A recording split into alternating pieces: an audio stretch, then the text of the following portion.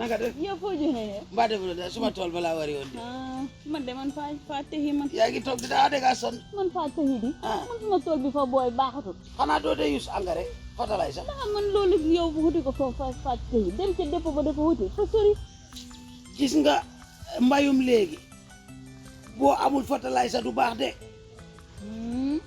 engrais kenn jëndeetu ko ci def boo ko jëlee ci dépôt foo koy amee kay yaa ngi doog a ñëw xam nga Reliance banque bi ñuy wax Reliance faa koy dégg waaw kay gis nga boo demee Reliance ci boppam foofu ngay fayee saako yi nga bëgg nu mu toll nga fay ba pare ñu jox la sa receipt gis nga receipt boobu ñu lay jox moom ngay yóbbu nag ca dépôt ba kon fu ne ko dem ci dépôt ba te yóbbu la kay doo ko am déedéet fu ne su ma jógoon su ma xaalis ba dem ci dépôt ba du ma am déedéet doo am foog nga dem Reliance fay ba pare waaw soo ko dem nag ak sa receipt ca dépôt ba waa Gambian Government Corporation lii la ñu wax yow fi ne fa nga jëm ni la waaw fa laay dem bi kon kay ni jàmm jox la nga jëndaaleel ma ay yow ma de fi di saako doon yàgg te duma ko xam maa la ko wax de boo xàggee jëndaaleel ma mbokk yi nii lañ ko bëggee waa Gambian Government Corporation ñu ne saako engrais $700 dong lay jar muy $200 rek yomb na lool daw leen Reliance bu leen gën a jege si PMS tam dañuy jaay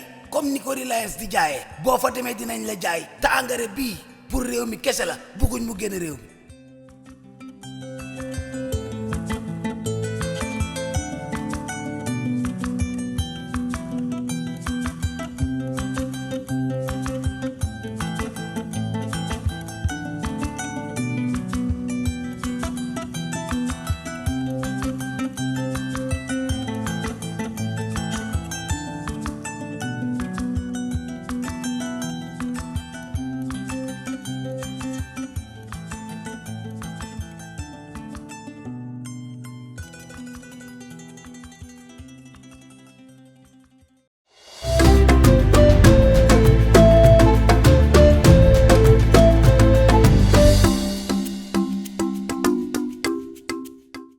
It's a warm welcome here in our studio in Serekunda. This is Star TV News with me, Dado Cham.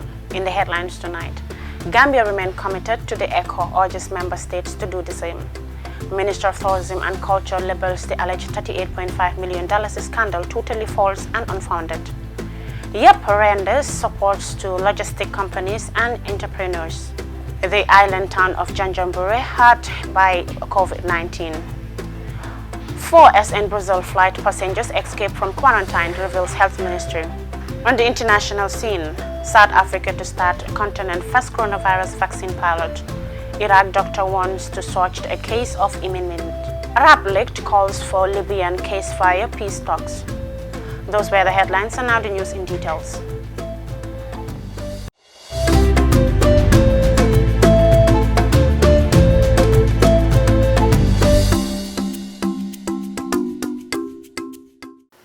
His Excellency President Adama Barrow has told his colleagues, heads of states and government, that the Gambia remains committed to achieving the goals of the ECOWAS single currency, the ECO.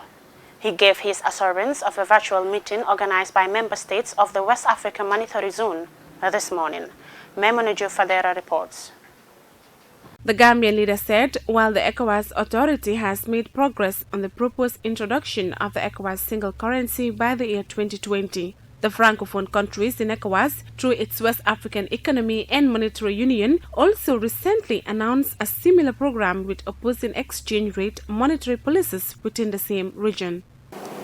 There is need, therefore, to review this decision in line with Article 15 of the 48th Ordinary Session of the Authority of Heads of State and Government of 16 December 2015. There is need, therefore, to review these decisions in line with Article 15 of the 48th Ordinary Session of the Authority of the Heads of States and Government. President Barrow told the meeting attended by Presidents of Sierra Leone, Liberia, Guinea, Ghana, and Nigeria. Since 2017, the Gambia has consistently achieved 3 of the 4 primary convergence criteria, missing only the budget deficit criterion. Similarly, on the secondary convergence criteria, the Gambia has consistently achieved one of the 2 criteria, missing the public debt GDP ratio. Decisions have been made already on the name and symbol of the future currency, the exchange rate regime, the monetary policy framework, the model central bank, and the name of the common central bank. However, the West African Monetary Zone Convergence Council wrote to the ECOWAS Commission to constructively engage both the ECOWAS Commission and West Africa Economic and Monetary Union member states on issues of concern to the zone's Convergence Council in respect of the single currency program earlier this year. The Gambian president urged that the authority of heads of state and government of the zone should provide guidance on this crucial issue, calling for a review of parallel monetary programs in the West Africa sub-region. I will emphasize here that the Gambia remains committed to the revised roadmap of the ECOWAS Monetary Cooperation Program. This commitment has been translated into sustained improvements on achieving the set of macroeconomic convergence criteria. Since 2017, the Gambia has constantly achieved 3 of the 4 primary convergence criteria, missing only the budget deficit criterion. I will emphasize here that the Gambia remains committed to the revised roadmap of the ECOWAS Monetary Cooperation Program. This commitment has been translated into sustained improvements on achieving the set of microeconomic convergence criteria, he said. Meanwhile, the meeting chaired by the chairman of the ECOWAS Authority of Heads of States and Government, His Excellency Julius Maada Bio of Sierra Leone, concluded with 2 propositions. 1, convened an emergency summit of heads of states to discuss a way forward for the 2 monetary unions' decisions on the ECO. 2, call on community not to go ahead with the launch of the ECO pending the proposed meeting of heads of states of the ECOWAS. Reporting for Star TV News, I am Maimuna Juf. In a press release sent to media houses by the Tourism Ministry, labels the alleged $38.5 million scandal totally false and unfounded. The release reads, "The Ministry of Tourism and Culture wishes to inform the public those rumors circulating on social media of the $38.5 million scandal is totally false and unfounded. These amounts are part of funds set aside for the constructions of 5 eco-lodges strategically located on the banks of the River Gambia, planned before the advent of COVID-19. The eco-lodges will be located in the North Bank region, Kunkelink Forest Park, Central River region, Sutoma, Samba in the Upper River region, Nyana, Bantang, and Arafat in the Central River region. The process has already commenced, and the project, once completed, will be visible to the public. The contract was presided and awarded by the Gambian Tourism Board following a vigorous bidding process. The ministry therefore disassociates itself with any form of misinformation geared towards personal defamation of character of credible and reputable personnel. The Ministry of Tourism and Culture is also not aware of the Safe Tourism Stakeholders Association, who seem to be keenly and maliciously pandering false information online about senior staffs and the disappearance of funds. The release ends. The Youth Empowerment Project today renders support to logistic companies and young entrepreneurs to upscale their business in providing them with tricycles, e-bikes and bicycles through the Ministry of Trade, Industry, Regional Integration and Employment. Our reporter Mariama Dem was at the handing over ceremony and she now reports. The initiative is part of YEP's COVID-19 support to young Gambian entrepreneurs as the Gambia faces unprecedented socio-economic challenges due to the COVID-19 outbreak. Small businesses are most harshly affected through production constraint, supply chain disruption, lack of funding, loss of markets, and many other disruptions. The equipment provided are 8 motor tricycles, 5 solar-powered tricycles, and 13 bicycles to 5 logistic companies, as well as the Young Poultry Farmers Association. Speaking at the ceremony, the EU ambassador to the Gambia, Attila Lajos, noted that he is excited that the initiative is directly supporting the private sector to provide job opportunities and also addressing critical business challenges during this pandemic. I am pleased that this initiative directly supports the private sector to create jobs and generate income. It also addresses critical business challenges such as the supply chain disruptions caused by the socio-economic impact of COVID-19. Therefore, boosting the growth of these transport and logistic companies will surely benefit the economy as a whole. Moreover, I am very pleased that the support benefits directly young Gambian entrepreneurs. There is one more point about today's handover that I'm really excited about. The equipment also includes e-bikes. While this is still a pilot, this shows again how the European Union is a strong supporter of climate action around the world.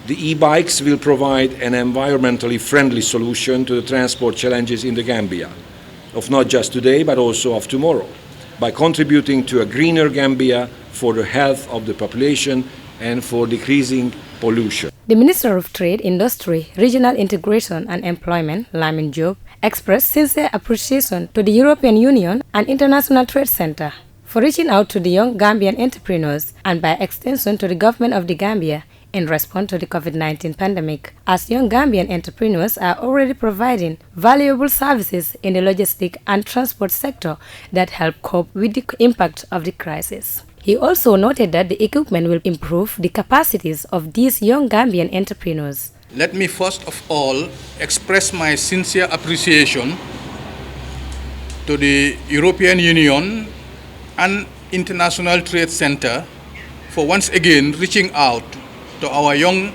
Gambian entrepreneurs, and by extension to the government of the Gambia in response to the COVID-19 pandemic. Young Gambians and young Gambian entrepreneurs are already providing valuable services in the logistics and transport subsectors that help cope with the impact of the crisis. The COVID-19 pandemic triggered unprecedented socio-economic challenges in the Gambia. Small businesses are most harshly affected by the crisis, including production constraints, supply chain disruptions, and marketing challenges. I am therefore glad that this time around, ITC through the Youth Empowerment Project is providing 8 motorized tricycles, 5 solar-powered tricycles, and 13 bicycles to 5 logistic companies, as well as the Young Poultry Farmers Association.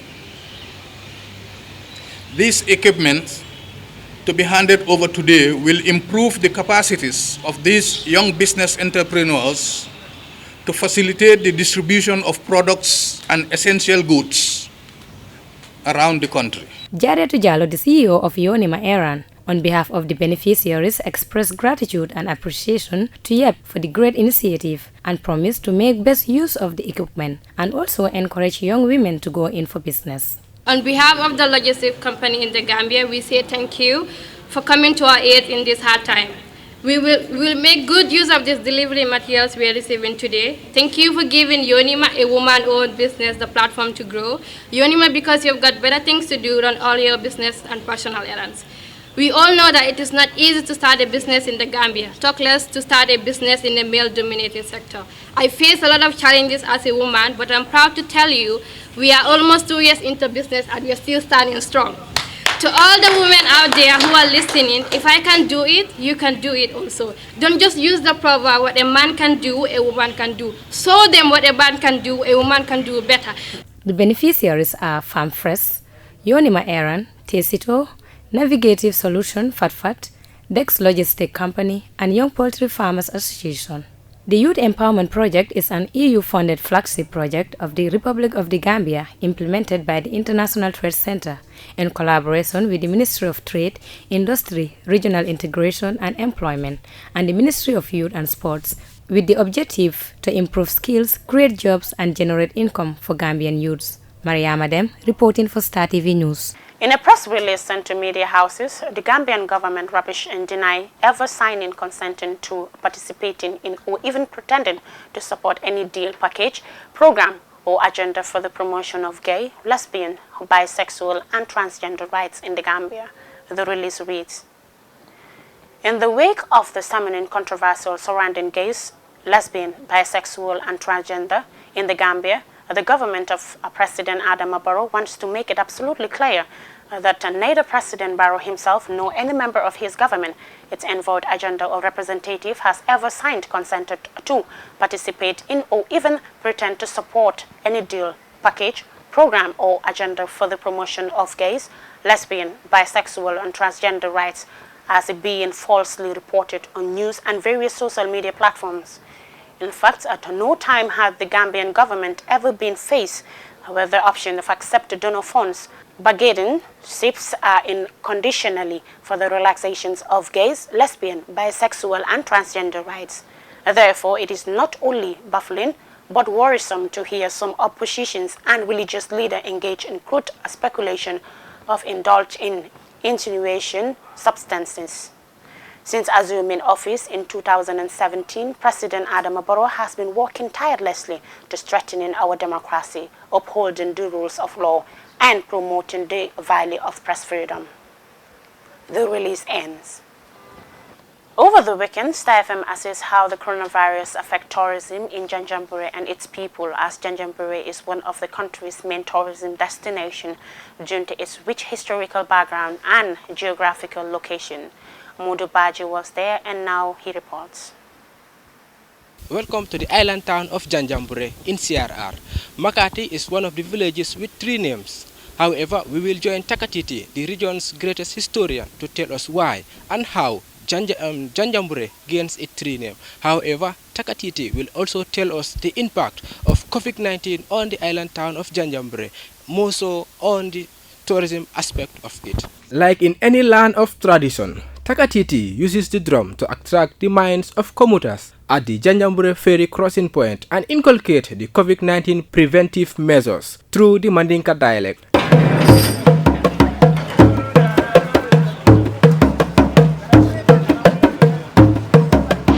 Lamin MB Keita, commonly known as Takatiti, is one of the greatest historians in Janjanbureh.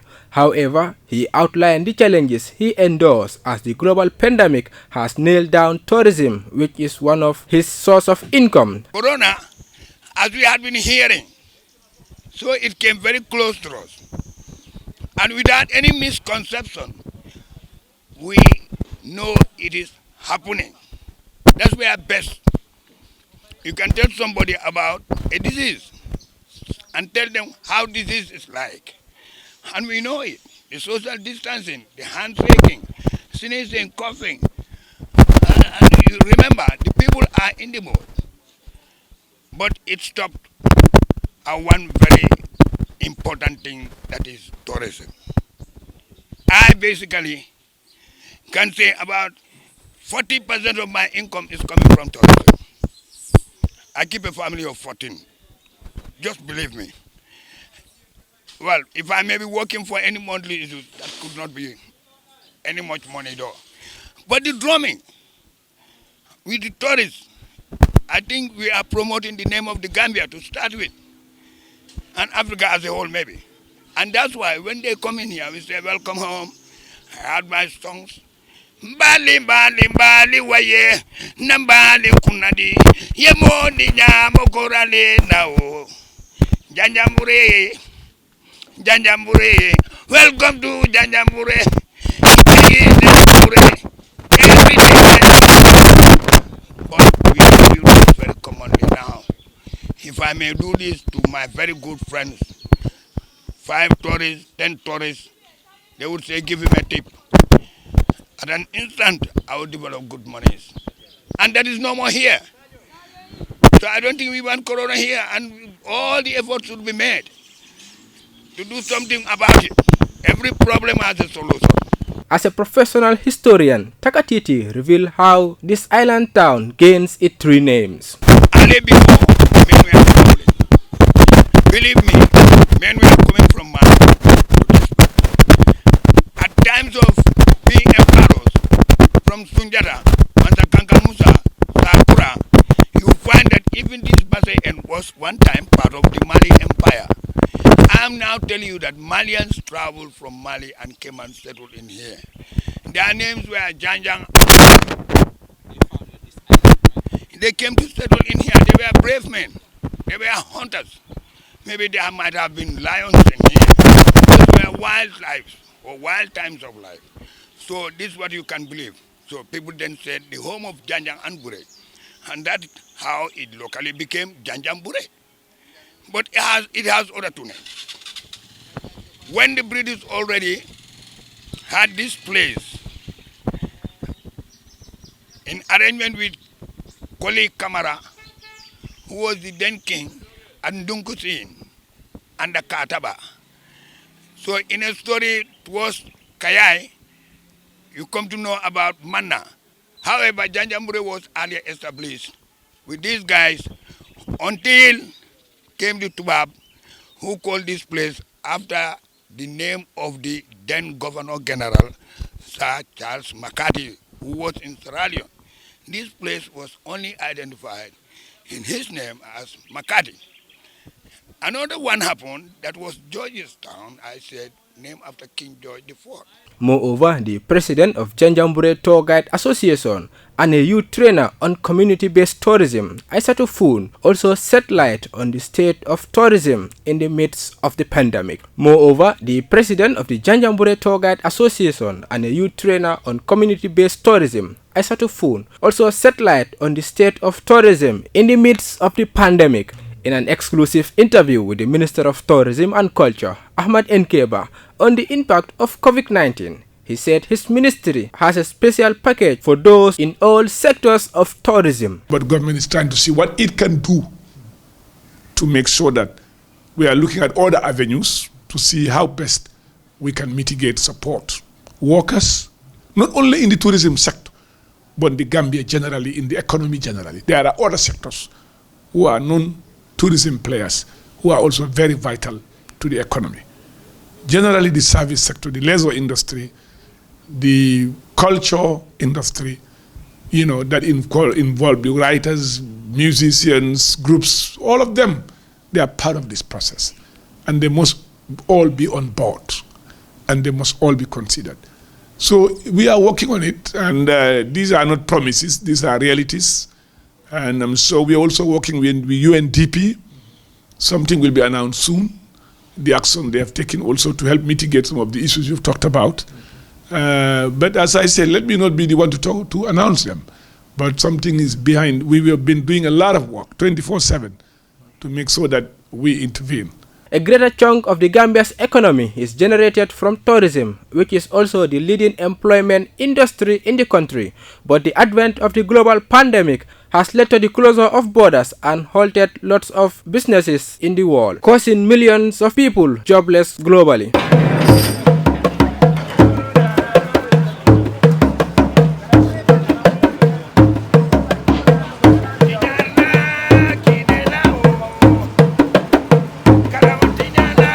For Star TV, I am Modu Elbaj. In a press release sent to media houses, the Minister of Health informed the public that 4 passengers out of 140 who arrived in the country on the 22nd June 2020 with the SN Busan flight escaped from quarantine. The release reads, the Minister of Health regrets to inform the public that 4 passengers out of 140 who arrived in the country on the 22nd June 2020 with the SN Busan flight escaped from quarantine. Of the 4 escapees, 1 surrendered himself to the health authorities. The second fugitive was reported by the neighbor and subsequently picked up together with her boyfriend, who smuggled her while logistic arrangements were in progress. Unfortunately, this incident happened at the time when the health officials are working on the safe and orderly transfer of all passengers from Banjul International Airport to the various standard government-funded quarantine facilities within the Greater Banjul area. Furthermore, the Ministry of Health would like to call on those who have traveled from the Belgium airline through SN Brussels flight to Banjul and abscond from the quarantine center are strongly urged to report to the health authorities or call 1025 for the necessary actions to be taken, failure of which their names will be announced over the media to be followed and arrested. from their homes. Persons that escape quarantine are reminded that the health authorities are in possession of their passport details and address. The release ends. And now we take a short break. We'll be back.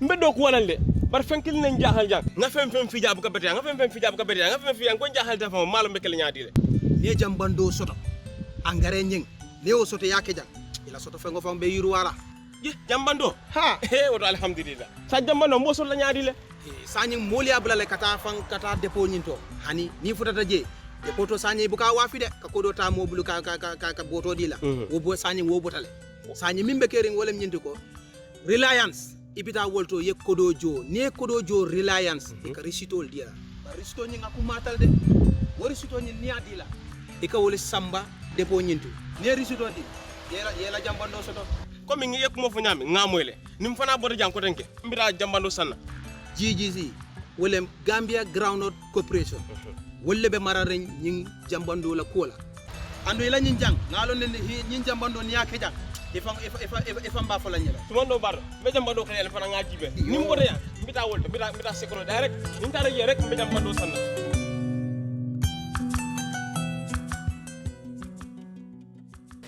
oto mbaɗigol ñewode ñul nadal kana mol dahandi GGC ka jambando data lambole fadala se ceme worwula he ñomo altentu baldi mbati woto nimboru bayta ngata na jambando la ko do jo woto jang msansan sa mbe wutule ngata fo reliance nganna jambando la ko do jo jeto ngana risito ta ngata depo walla ngaji be CPMS katu ñindu la fulol de min suriyata na rek nin tara ngajo je benna jambando sotlag al nimbara bak ala baraka.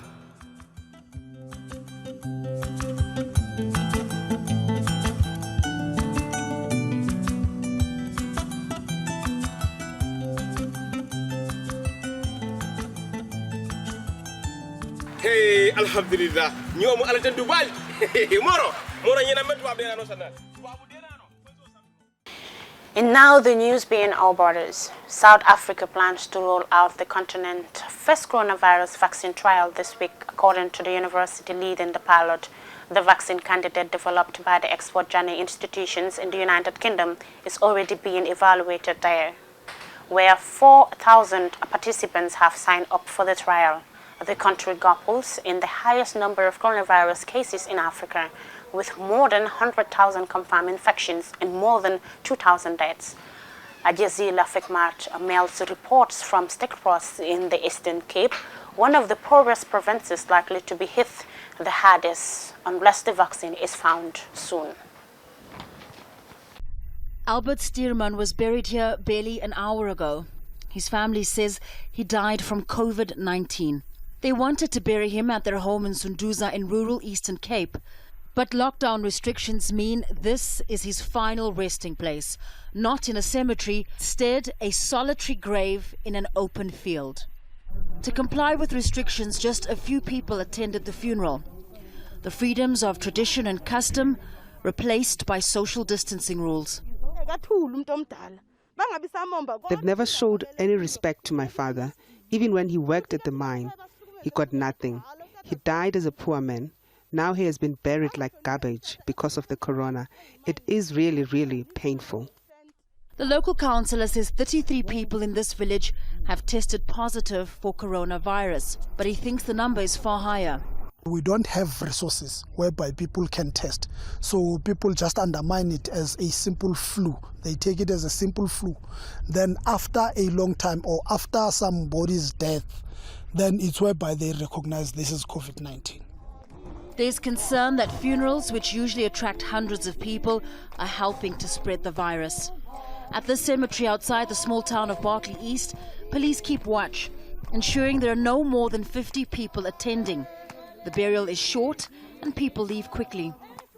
The Eastern Cape is large, much of it rural, and people don't live as close together compared to other places. So the spread of the coronavirus has surprised experts who are worried this province may be South Africa's next epicenter. Some estimates say that as many as 80% of the people here may get COVID-19. But in rural towns like this one, medical facilities are understaffed and under-resourced. This hospital in Stagspruit was closed when we filmed here. Staff had protested against the lack of personal protective equipment, shutting some of the units. Authorities have restricted travel between provinces to curb the outbreak, and permits are required to make a journey. Here, people are screened for the virus. We passed through the site twice in 2 days. On the second day, we were not screened at all, along with dozens of other passengers in vehicles passing through. Temperature checks and collecting contact details only resumed once we began filming. While the number of COVID-19 infections grow, the government is still easing some of its restrictions. And here, in one of South Africa's poorest provinces, inconsistent plans and policies may add to the rising numbers. Famida Miller, Al Jazeera, Eastern Cape, South Africa. Iraq is seeing an unprecedented rise in the number of coronavirus infections as doctors warn the healthcare system is close to collapse. 10 days after the government decided to partly ease the curfew in Iraq, the rate of COVID-19 infection is rising rapidly, with more than 1,800 new cases reported daily. Al Jazeera Simon Flodger report from Baghdad. 10 days after the government decided to partly ease the curfew in Iraq, the rate of COVID-19 infections is rising, with more than 1,800 new cases recorded a day.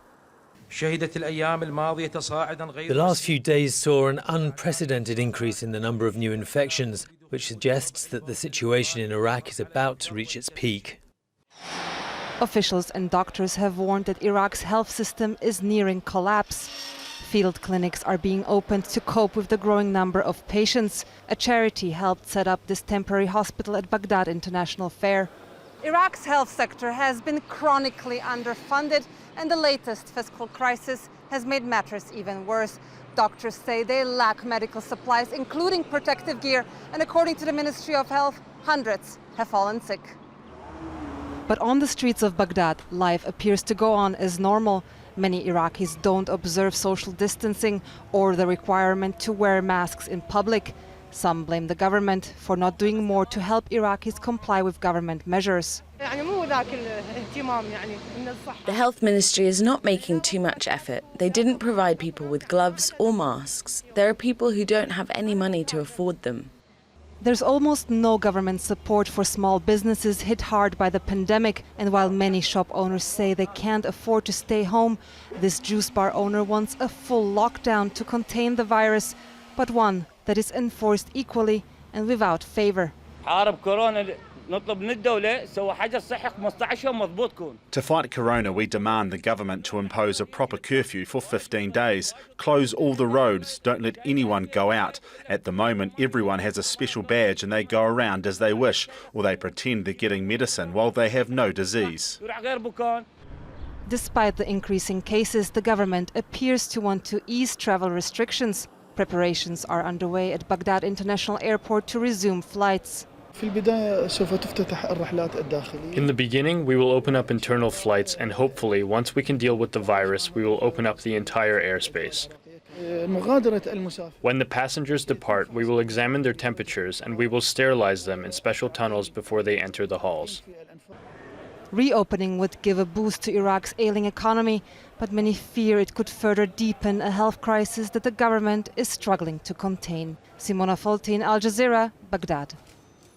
Libya internationally recognized government of national account downgraded its participation in the Arab League talks, worries that Egypt wield too much influence in the league.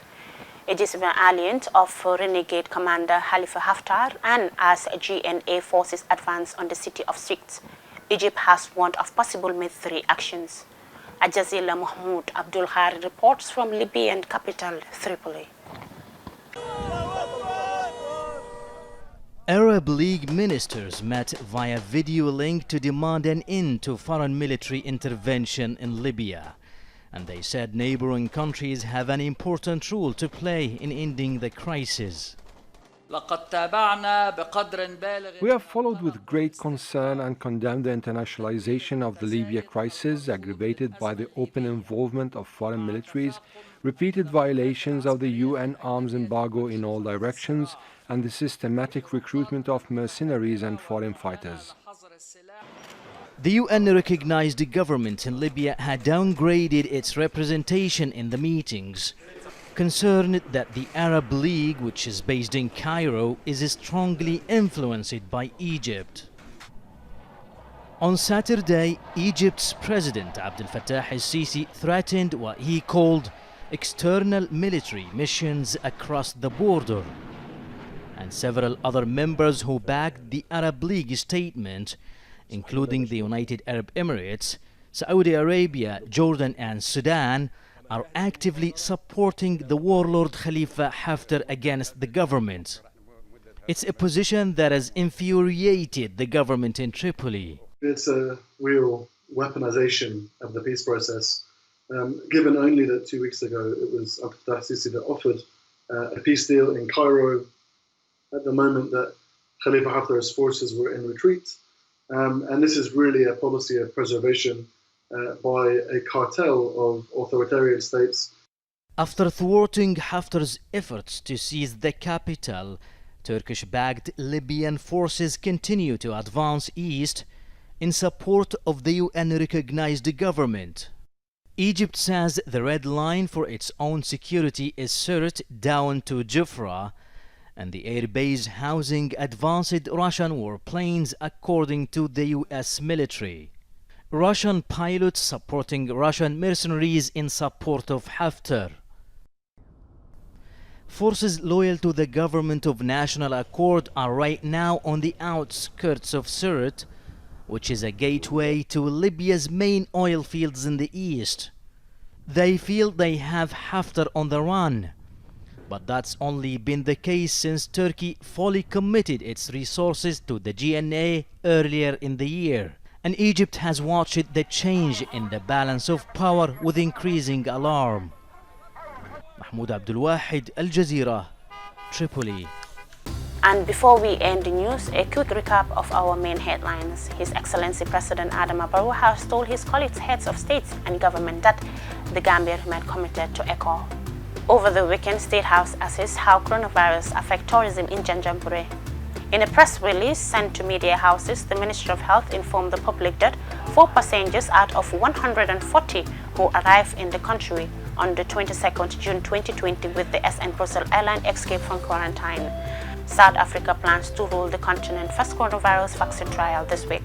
Libyan internationally recognized government of a national anthem downgraded its participation in the Arab League. That's all for this edition of the news. Do join us for tomorrow's news. Please stay with us. Thank you.